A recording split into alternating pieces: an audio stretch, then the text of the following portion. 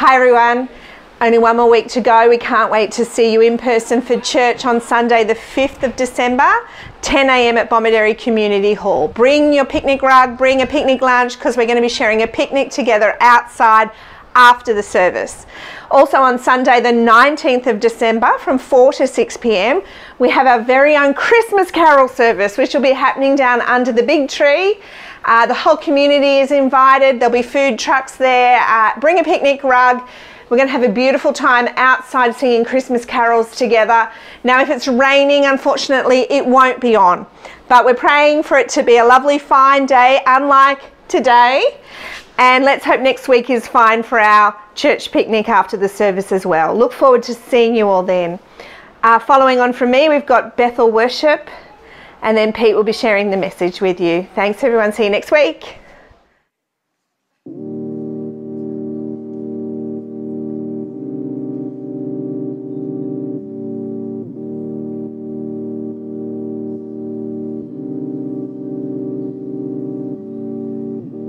After all that we've been through,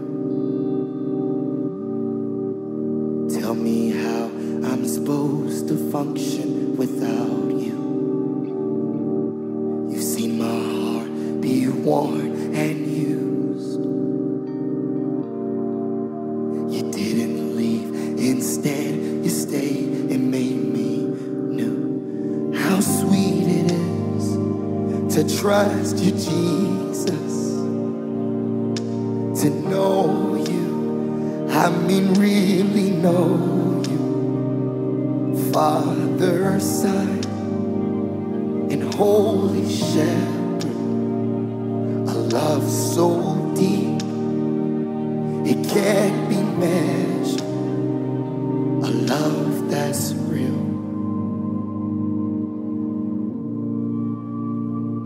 a love that's weathered. I could never count the times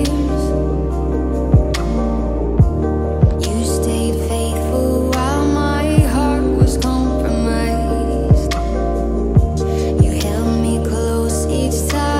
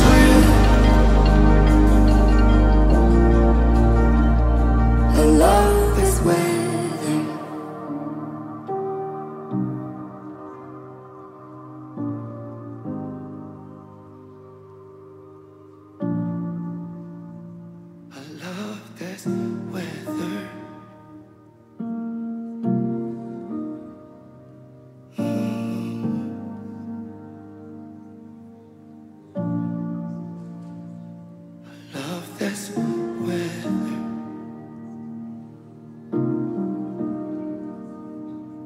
Hey.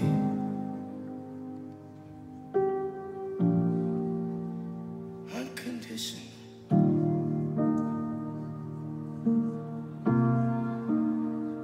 Consistent. Never changing. I love this weather.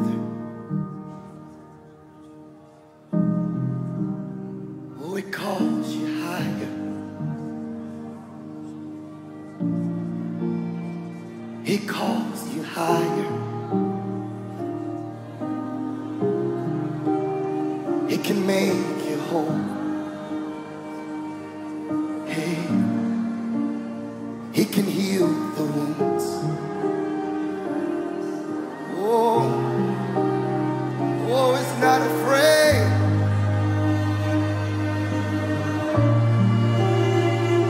It's not afraid. Oh, it's a jealous love. It's always pursuing, always pursuing. It's not running away.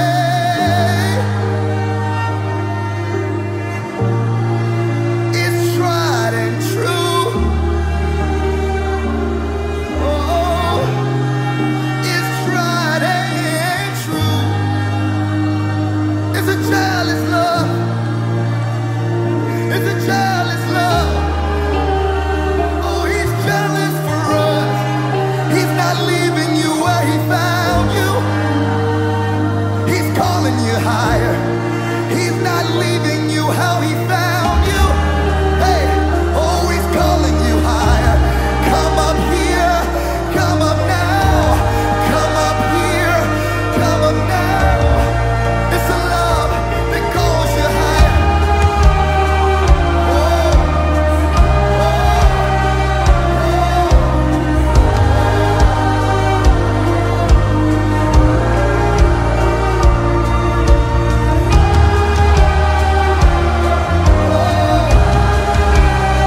This is the love of God, always pursuing. He's never letting you go. No, he's not letting you go. Hey, this is the love of God. It's always pursuing. He's not letting you go. Just hold on. He's not letting you go. Oh yeah. Let it flow. Let the love of God flow.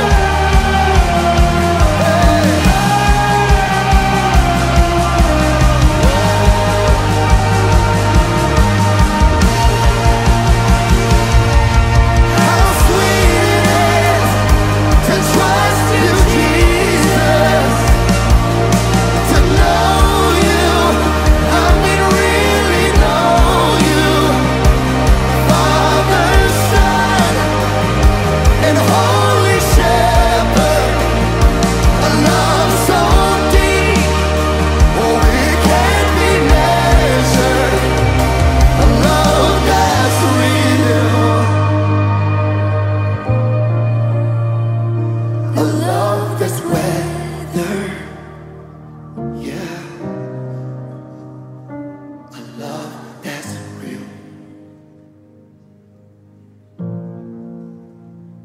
A love that's weather.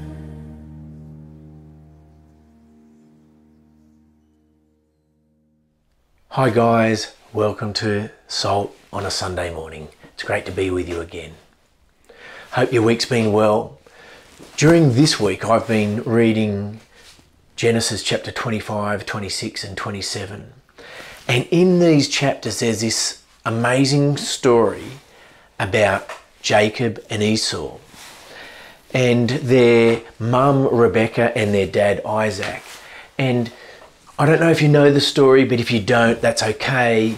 See, Rebecca was pregnant with Jacob and Esau, and when she gave birth, Esau came first, and he was really, really hairy, and that's what Esau means, hairy. And then Jacob came second.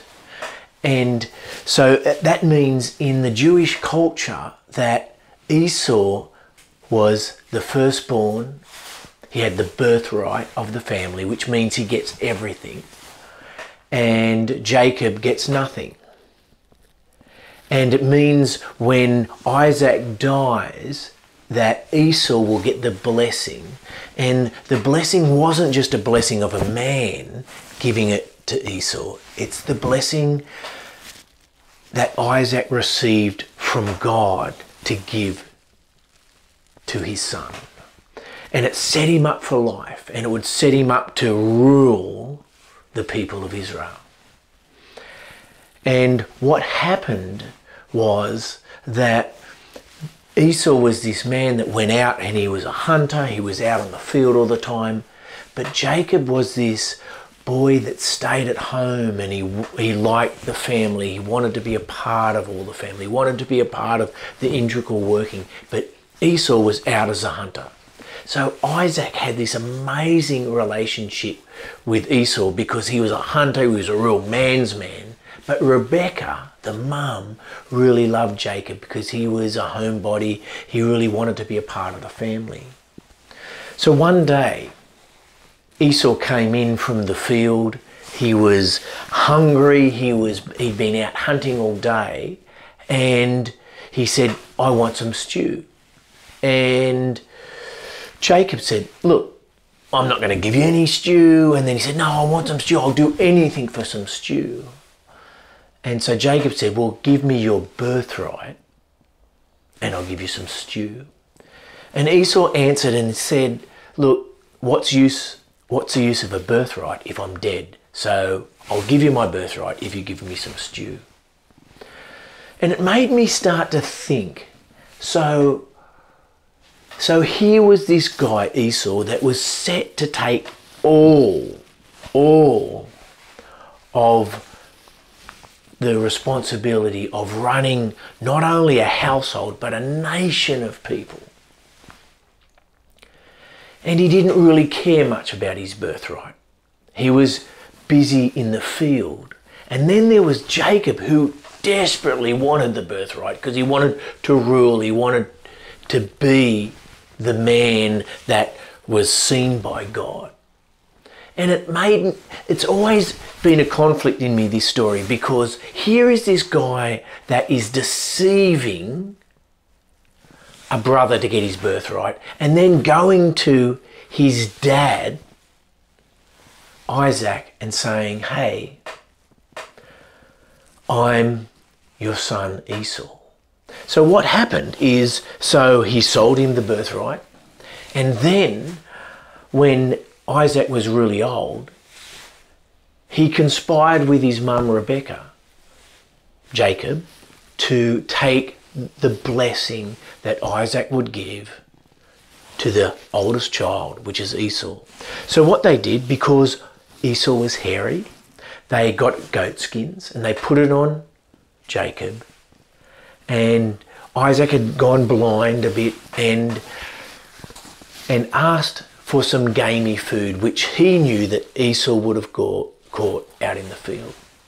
So Jacob went and got some food, made it up, put the clothing on, the skins on him so he'd look hairy, and he tricked Isaac into giving him the blessing. And Isaac blessed him and handed everything over to him, thinking it was Esau, but it was Jacob.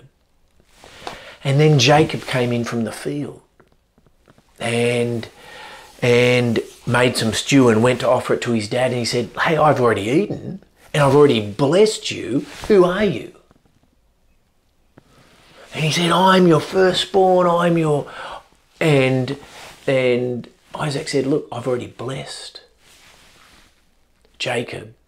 Now it's all his, and I have no more blessing for you." It's this really weird story where deception overcomes and triumphs over birthright. It's a really challenging story. And it made me think, well, God, how do you bless deception? And God started me thinking about this, and he started to say, it's not the deception. He said, I bless the hunger. See, Esau was very flamboyant about his birthright, and he really didn't care about it. But Jacob wanted the blessing of God. And it made me start to understand it's like those that hunger and thirst for righteousness will be filled, like in Matthew 5. It's like if you hunger and thirst, you can actually change the course of your life.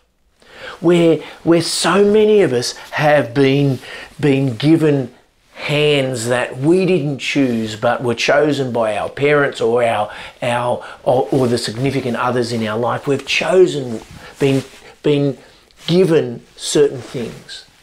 God is saying to us that if we hunger and thirst for him, if we seek and search for him, we'll find him, and his blessing will be made for us. It made me understand that in a place of hiding, we stay hidden, but in a place of wanting more, or searching for more, or asking for more, or just searching for Jesus, we find him. Seek and you will find. Knock and the door will be open to you. All these aspects were coming into my mind, and I'm going, wow, this is quite amazing. It's not that Esau was wrong or bad. It just wasn't an interest of his. And I've realised that Jesus needs to be our interest. Not only our interest, the life force within us that causes us to go, I want more of you. I want more of you in my life. You actually mean so much more.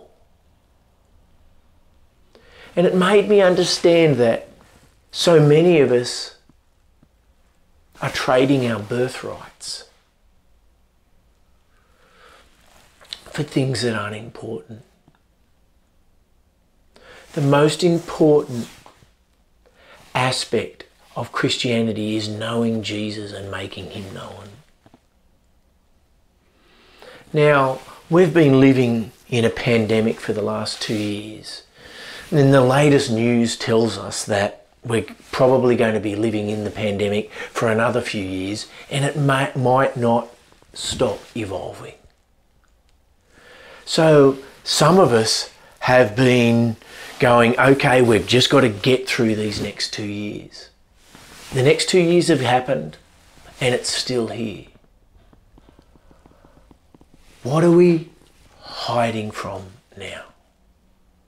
See, Jesus says that he is the light of the world. Not only that, he says that he's the salt of the earth. And he's asking us to represent him to the people around our life.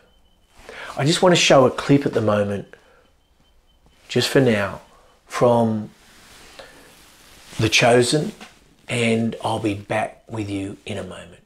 Thank you. What does "you are the salt of the earth" even mean? I'm not good at metaphor. Salt preserves meat from corruption. It slows its decay. I want my followers to be a people who hold back the evil of the world. Salt also enhances the flavor of things. I want my followers to renew the world and be part of its redemption. Salt can also be mixed with honey and rubbed on the skin for maladies. I want my people to participate in the healing of the world, not its destruction. Then why not you say that? Come on, Matthew. Allow me a little poetry, huh? Not everyone is like you. Some people like a little flavor. Read the songs of David or Solomon. I'm not going nearly as far with metaphor as Solomon. I'm reading him next. Well, good luck. He's probably...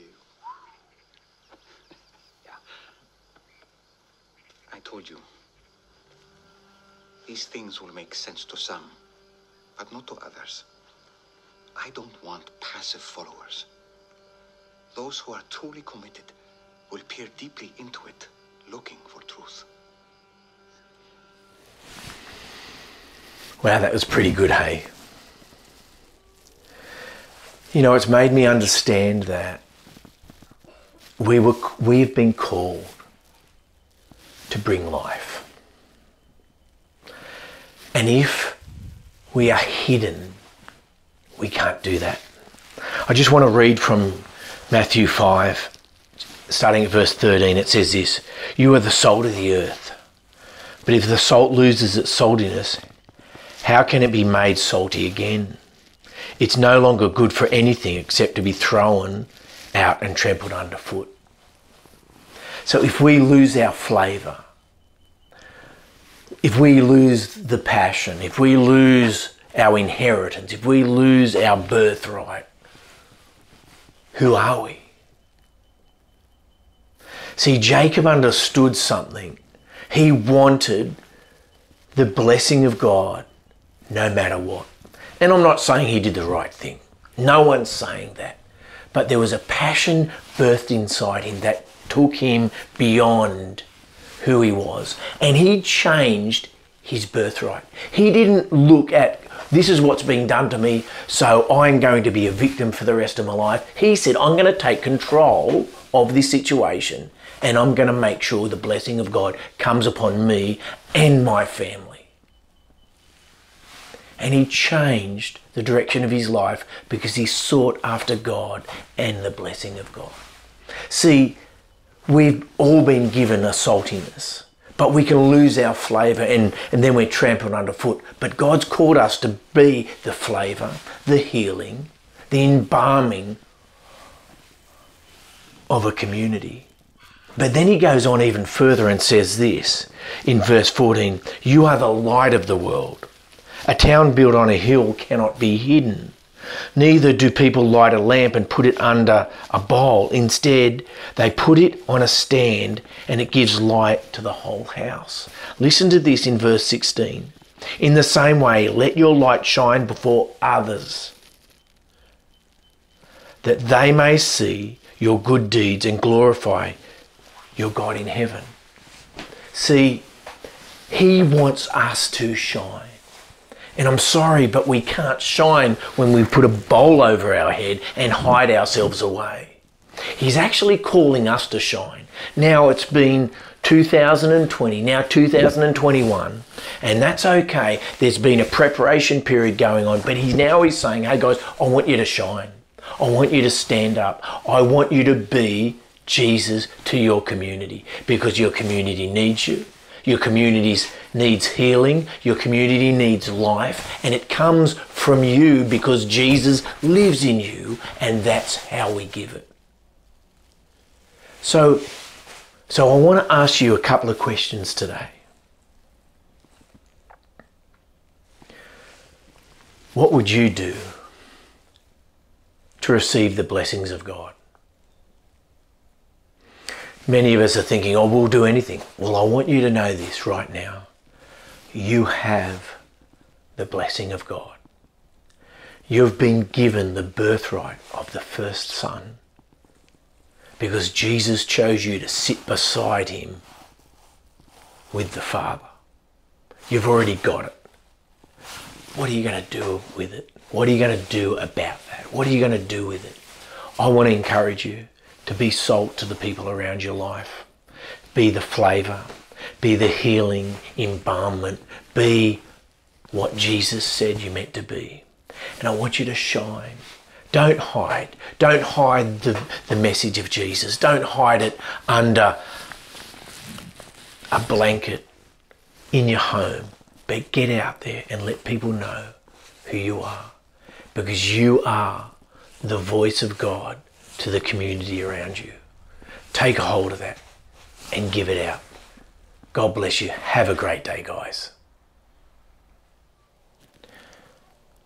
Discussion group questions. Number 1, what are the blessings that God has given you?